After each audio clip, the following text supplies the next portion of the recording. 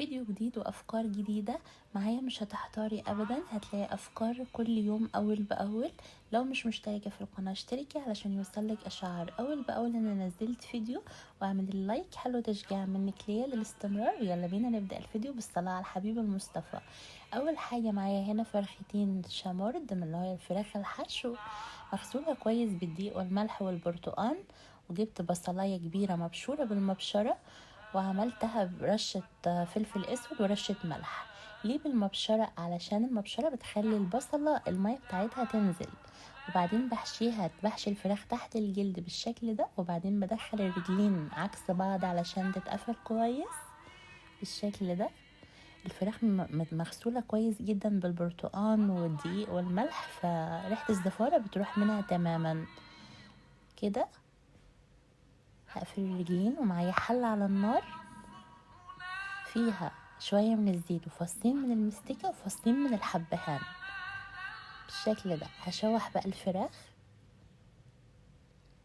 الفراخ دي بتبقى صغيرة في العمر بتاعها، ما بتاخدش تسوية كتير. هنزل بقى بالمية، واول ما المية تغلي بتطلع الريم بشيله.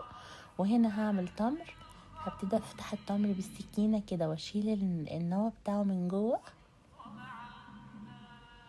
وبعدين هشطفه تحت المية شطفة سريعة كده عشان التراب، وهحشيه من جوه باللوز بالشكل ده. هحشي كل الكمية، وبعدين هجيب حليب ساقع وهنزل عليه. ليه بقى؟ هسيبه وقت كافي، مثلا انا بعمله الظهر كده واسيبه لحد الفطار. بتلاقي التمراية كده شربت من الحليب والحليب شرب من العسل بتاع التمر، بيبقى الاتنين طعمهم احلى من بعض. تيجي ساعة الفطار بقى وتاخدي ال3 تمرات بتوع السنة بتوعك مع شوية من الحليب، بيبقى روعة روعة روعة بالشكل ده كده. وهدخله بقى التلاجة لساعة الفطار. هنا بقى هعمل لوبيا انا سلقتها الاول، وبعدين هنا معلقة كبيرة من الثوم المفروم، وهنا معايا صلصة طماطم اللي هي الطماطم المركزة.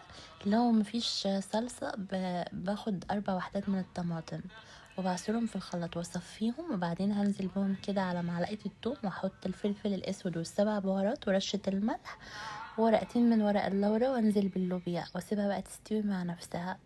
هنا بقى احمر شعرية، وهنزل بالرز المصري بتاعنا كده بعد ما غسلته ورشة الملح، واحط المية واسيبه يتشرب المية، وبعدين اهدي عليه النار يستوي مع نفسه بقى.